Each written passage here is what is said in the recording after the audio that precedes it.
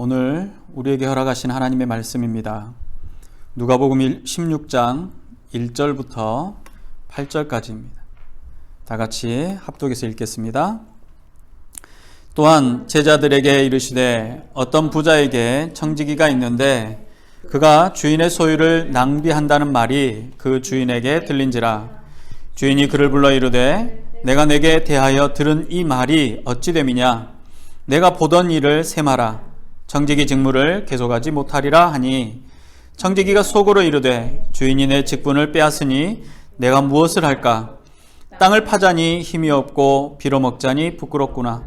내가 할 일을 알았도다. 이렇게 하면 직분을 빼앗긴 후에 사람들이 나를 자기 집으로 영접하리라 하고 주인에게 빚진 자를 일일이 불러다가 먼저 온 자에게 이르되 내가 내 주인에게 얼마나 빚졌느냐. 말하되 기름 100마리니이다. 이르되 여기 내 증서를 가지고 빨리 앉아 50이라 쓰라 하고 또 다른 이에게 이르되 너는 얼마나 빚졌느냐. 이르되 밀 100석이니이다. 이르되 여기 내 증서를 가지고 80이라 쓰라 하였는지라. 주인이 이 옳지 않는 청지기가 이를 지혜 있게 하였으므로 칭찬하였으니 이 세대의 아들들이 자기 세대에 있어서는 빛의 아들들보다 더 지혜로움이니라. 아멘. 지난주에 마태복음 10장에서 예수님께서 세상에 오심은 평화를 주러 오신 것이 아니라 검을 주러 오셨다라고 말씀을 했습니다. 다들 기억하시리라고 생각합니다. 예수님의 말씀의 본의도를 이해하지 못하면 사실 엉뚱한 결론이 되어버린다라고도 말씀을 드렸죠. 오늘 말씀 또한 몇 번을 읽어도 이해하기 어려운 참으로 난감한 말씀입니다. 그러나 당시 예수님의 비유를 듣던 사람들은 큰 어려움 없이 이해했을 것이라고 생각이 되어집니다. 예수님께서는 국제적인 회의석상이나 혹은 대학의 강당과 같은 곳에서 말씀을 하신 것이 아닙니다. 각 마을 다니면서 모여든 사람들, 어린아이부터 부녀자, 또 노인에 이르기까지 배움도 짧고 이해력도 부족한 사람들이 대다수였습니다. 그런 이들에게 율법과 하나님의 나라에 대해서 말씀하시기 위해서 사용하셨던 비유들은 듣는 모든 이들이 단번에 이해할 수 있는 도구였습니다. 그러나 오늘날을 살아가는 저와 여러분들에게는 쉽게 이해되지 않는 부분들이 많습니다. 왜냐하면 그 시대에, 그 문화에, 또 그 상황에 우리는 처해 있지 않았기 때문에 그렇습니다. 그래서 성령님께서 주시는 지혜와 분별력을 구하면서 오늘 용기를 내서 오늘 본문의 말씀들을 살펴보도록 하겠습니다. 먼저 드렸던 말씀처럼 본문은 예수님의 비유의 말씀입니다. 비유는 어떤 목적을 두고 어떤 가치나 진리를 이해하기 쉽게 설명하기 위해서 사용하는 것입니다. 그러므로 예수님이 비유에 말씀하시고 싶었던 또 말씀하고자 하셨던 분명한 의도가 담겨져 있다는 것을 기억해야 합니다. 이해를 돕기 위해서는 이 비유가 어떻게 시작했는지를 사실은 알면 조금 더 쉽습니다. 누가복음 오늘 읽었던 16장 1절부터 8절의 말씀은 사실 이전 누가복음 15장 1절부터 그 말씀이 시작하는 것입니다.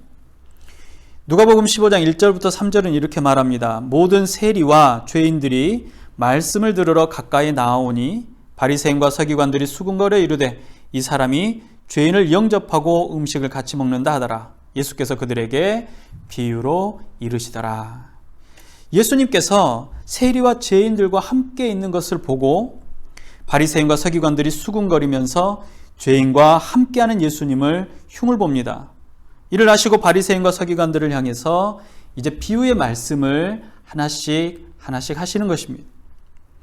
잃어버린 양을 찾는 목자, 잃어버린 드라크마를 찾는 여인, 그리고 잃은 아들을 되찾은 아버지의 이야기를 비유로 말씀하십니다. 이 세 가지 비유, 이 모두는 하나님께서 건강한 믿음의 사람들보다 연약하고 넘어져 있는 잃어버린 자들을 애타게 찾으시며 또 다시 찾을 때까지 찾으시는 또 그 찾았을 때의 기쁨을 설명하고자 하셨습니다. 아버지의 유산을 육체적인 쾌락을 위해서 모두 탕진해버린 아들이 자신의 처지를 뒤돌아보고 후회하고 혹시 주어질지 모를 아버지의 궁유를 기대하면서 아버지의 집으로 돌아옵니다. 이처럼 본문 이후의 비유에서도 공통점 또 유사점 혹은 같은 의미의 그 내용들을 살펴보면 바로 삶의 태도가 변하고 있다는 사실입니다. 그리고 이어지는 본문이 바로 16장인데 이 16장에서는 바리새인과 서기관들에게 눈을 돌려서 비유의 말씀을 하십니다. 그런데 이 비유의 말씀은 바리새인과 서기관보다는 제자들을 향해서 말씀하고 있다는 것을 오늘 본문은 이야기를 하죠. 그래서 제자들을 향해서도 비유의 말씀으로 말씀을 하십니다. 내용은 이렇습니다. 어떤 부자가 있었습니다. 그에게는 자신의 재산을 관리하는 청지기가 있습니다. 요즘 말로 하면 토지나 재산 또는 건물 등을 담당해서 관리하는 대리인 정도 또는 세무사 정도 되는 사람일 것입니다. 어느 날 주인의 귀에 자신의 청지기가 주인의 재산을 낭비한다는 소문이 들렸습니다. 이에 주인이 청지기를 불러서 소문에 대해서 추궁을 합니다. 그리고는 더 이상 청지기의 역할을 수행하지 못할 것이다 라고 말합니다. 당장 청지기로서 해고되거나 감옥에 끌려갈 처지는 아니지만 결과는 불을 보듯이 뻔합니다. 주인 앞에 엎드려 자신을 변론하고 청지기의 직무로부터 해고되더라도 먹고 살 길을 구할 법도 한데 그렇지 않고 그 자리에서 물러서 나오는 것을 봅니다. 보통 중동의 관습대로라면 자신의 잘못을 변론할 수 있는 기회가 반드시 주어지게 되어 있습니다. 그런데 이 청지기는 자신을 변론하지 않고 자신을 변론하는 것을 포기하고 자신의 잘못을 인정하는 듯 합니다. 그는 생각합니다. 해고를 당하고 나면 이제 어떻게 살까? 살 길이 막막합니다. 생계를 위해 대책을 세워야 했습니다. 자신이 무엇을 해야 할지, 무엇을 할 수 있을지 궁리해 봅니다. 가장 건전한 방법으로는 육체 노동을 생각해 볼 수 있습니다. 그런데 그동안 배우고 익혀 직업이 된 것은 오직 기록하고 관리하고 또 필기구를 손에 들고 문서에 기록하는 것이었습니다. 망치나 삽자를 들고 일할 자신이 없었던 것입니다. 그렇다고 국어를 하자니 자존심이 상하고 부끄러운 일이 있을 수밖에 없습니다. 그러다 드디어 청지기는 자신이 할 수 있는 일을 떠올리게 됩니다. 사실 그가 찾은 방법은 선택할 수 있는 방법 중에 어쩌면 최악의 선택입니다. 하지만 청지기 머릿속에는 오직 자신의 생계의 문제만 중요한 것이었습니다. 16장 4절에 이렇게 말하지 않습니까? 내가 할 일을 알았도다. 이렇게 하면 직분을 빼앗긴 후에 사람들이 나를 자기 집으로 영접하리라. 나를 자기 집으로 영접한다라는 이 표현은 자기에게 다른 일거리를 누군가가 줄 것이다 라는 것을 말합니다. 그러니까 내가 이제 실직하고 나면 땅을 팔 힘도 없고 구걸하자니 창피해서 할 수도 없지만 내가 가진 능력을 사용해서 누군가의 청지기로 다시 취직을 할 수 있을 것이다 라는 것입니다. 그리고 그는 신속하게 움직입니다. 자신이 관리하던 주인에게 빚을 지고 있던 사람들을 이제 모두 불렀습니다. 그리고 한 사람씩 만납니다. 채무자들에게 자신의 빚이 얼마나 되는지를 말하게 합니다. 그리고는 그 사람의 빚을 줄여서 차용증을 만듭니다. 빚을 진 사람이 직접 자신의 빚이 얼마인지를 말하게 하고 어떤 사람에게는 50%를 또 어떤 사람에게는 20%를 감하여서 차용증을 다시 쓰게 한다는 것입니다. 그리고 빚을 진 사람이 써내는 차용증에 청지기인 자신이 사인을 합니다. 상황을 정리해보자면 청지기는 주인에게 빚진 사람들을 모두 불러서 한 사람씩 상담을 하면서 자기 마음대로 빚을 낮춰서 차용증을 쓴 것입니다. 요즘 표현으로 하자면 공문서 위조나 배임을 저지르는 사기에 해당하는 그런 범죄일 수밖에 없죠. 그리고 차용증을 빚진 사람으로 하여금 직접 작성하게 하고 자신이 사인을 했으니까 이것은 무엇입니까? 빚을 진 사람과 청지기인 자신이 이 사건의 공범이라는 사실입니다. 혹여라도 청지기의 비리가 밝혀진다고 해도 빚을 진 사람이 청지기와 같이 공범이기 때문에 함부로 말을 할 수 없게 된다는 것입니다. 그리고 이 모든 사실은 빚을 진 사람과 청지기와 1대1로 이루어진 일이기 때문에 은밀하게 이루어졌습니다. 그래서 어느 누가 이 사실을 알 수 있는 사람도 없습니다. 그래서 각각의 빚을 진 사람들은 자신의 이익을 위해서 쉽게 말할 수조차 없게 된 것입니다. 그도 그럴 것이 청지기가 청지기가 줄여준 빚의 규모가 어마어마합니다. 기름 100말, 본문에 나오는 이 기름 100말은 약 2,300리터에 달합니다. 이것은 감람나무 약 150그루에서 생산해낼 수 있는 기름의 양입니다. 오늘날로 환산해 보면 기름 50말은 노동자가 500일 동안 하루도 쉬지 않고 일해야만 벌 수 있는 금액입니다.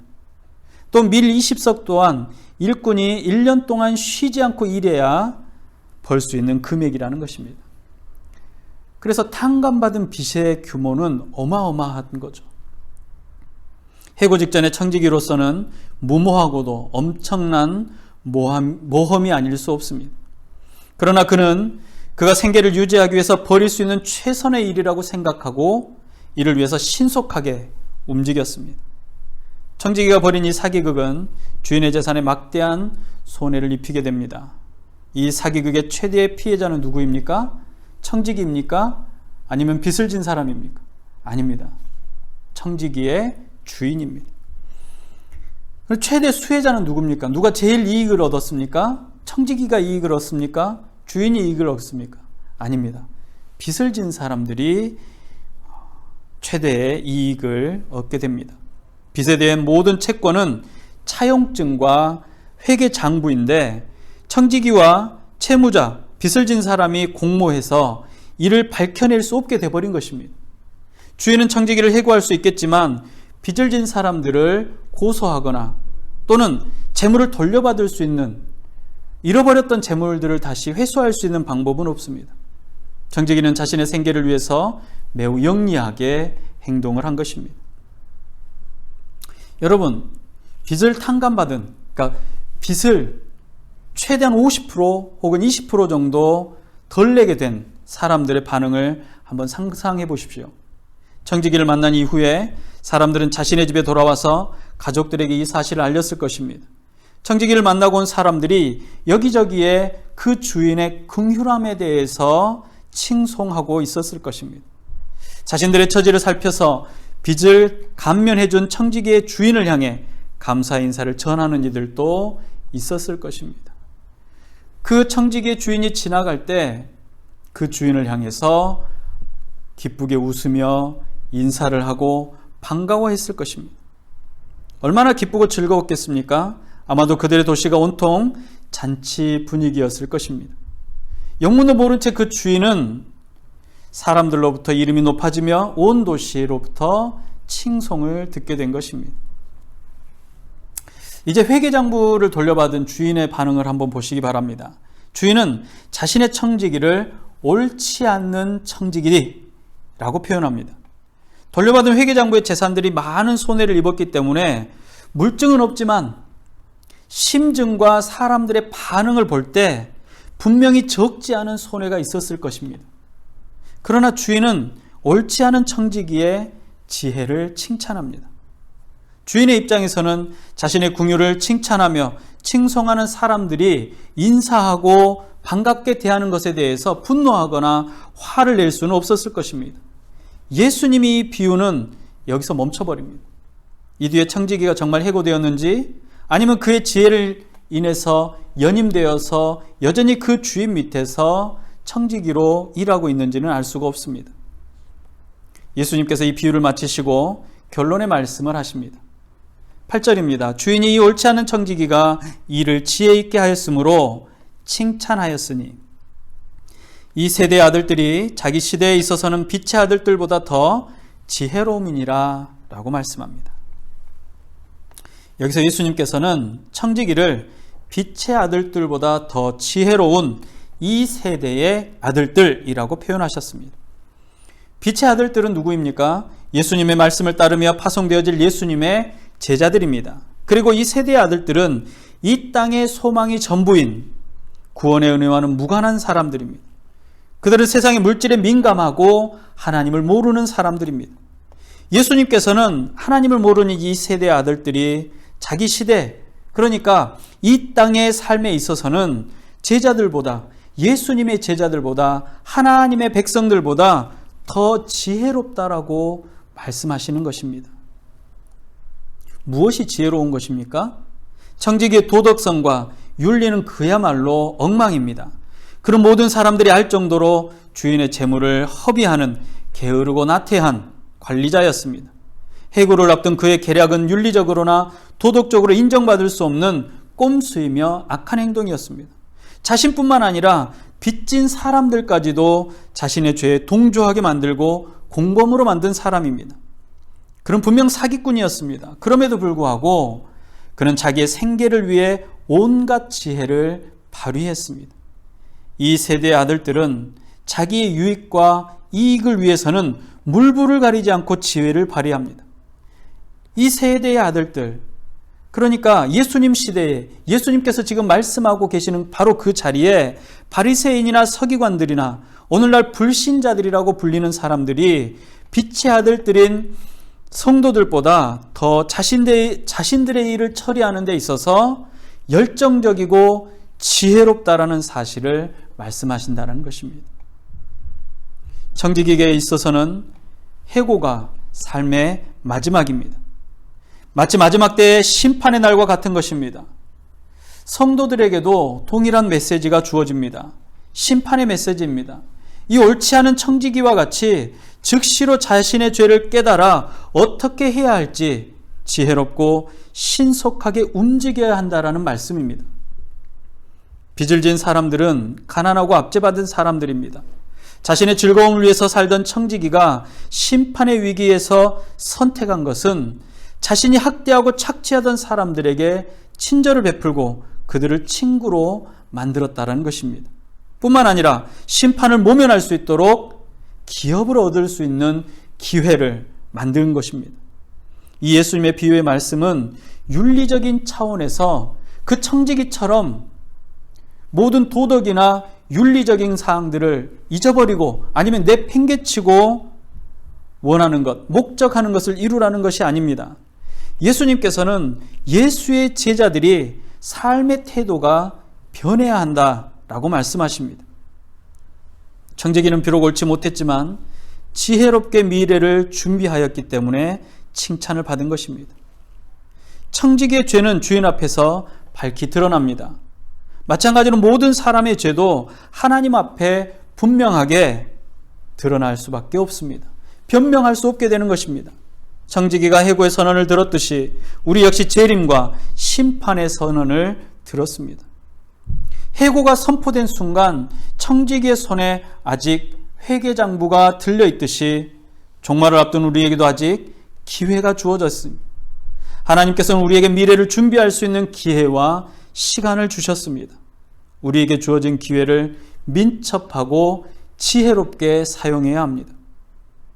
마지막 시대를 살아가는 저와 여러분 앞에 빚진 사람들이 누구입니까?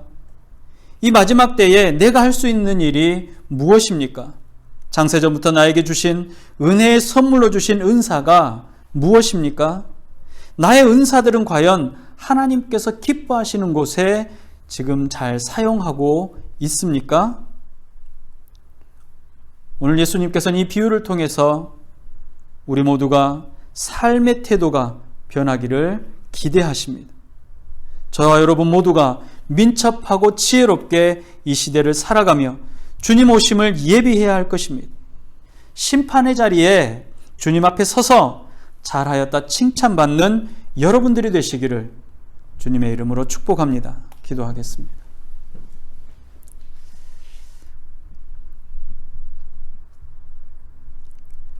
온 우주의 주인이 되시는 주님의 은혜를 감사합니다. 만세전부터 창세전부터 예비하시고 섭리하셔서 그리스도 예수 안에 생명을 얻게 하심을 감사합니다. 이 생명이 우리에게 있음을 기뻐하게 하여 주시옵시고 이 생명이 우리 안에서 떠나지 않도록 우리의 삶이 변할 수 있도록 허락하여 주시옵소서. 마지막 때가 선포되어졌고 주님 오심을 기다리며 주님 오심을 소망합니다. 이러한 때에 지혜롭다라고 표현했던 청지기의 행동처럼 우리의 삶의 태도가 변하게 하여 주시옵소서. 안이하게 혹은 나태하게 세상을 살아가지 못하도록 우리를 채근하시며 붙잡아 주시옵소서. 주님께서 우리에게 명령하셨던 또 주님께서 우리에게 허락하셨던 은사와 사명들을 기억하게 하여 주시옵시고 이 땅에 하나님의 나라가 선포되어지는 곳곳마다 우리의 삶이 있도록 허락하시며 하나님의 나라가 확장되어져 가는 곳에 우리의 삶이 있도록 인도하여 주시옵소서.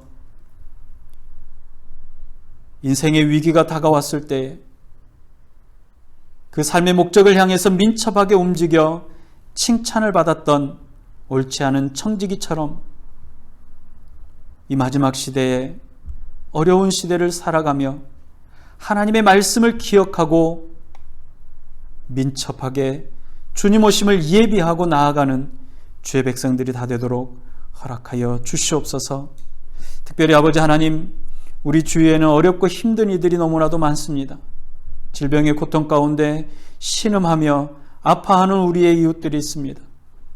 전쟁과 분쟁의 지역에서 피난과 고난을 당하는 이들도 많습니다. 아버지 하나님, 이들의 삶 가운데 평강이 임하도록 허락하여 주시옵시고 회복되어지는 삶의 은혜가 있도록 인도하여 주시옵시며 예수 그리스도의 크고 놀라운 사랑이 그들 안에 임하며 하나님의 나라를 소망할 수 있는 은혜가 있도록 허락하여 주시옵소서. 이 땅의 삶이 평강을 얻으며 하나님의 나라를 소망할 수 있는 우리의 이웃들이 될 수 있도록 허락하여 주시옵소서. 춥고 힘겨운 이 시기에 가난하고 소외된 이들에게도 아버지 하나님 위로와 평강이 넘칠 수 있도록 허락하여 주시옵소서. 오늘도 우리와 동행하시며 우리의 힘이 되시고 능력이 되시는 예수님의 이름으로 감사하며 기도드리옵나이다. 아멘. 기도하겠습니다. 지금은 우리를 죄와 사망의 권세로부터 구원하신 우리 구주 예수 그리스도의 은혜와 하나님 아버지의 무한하신 사랑하심과 성령님의 감화, 감동, 위로, 교통 충만케 하시는 은혜가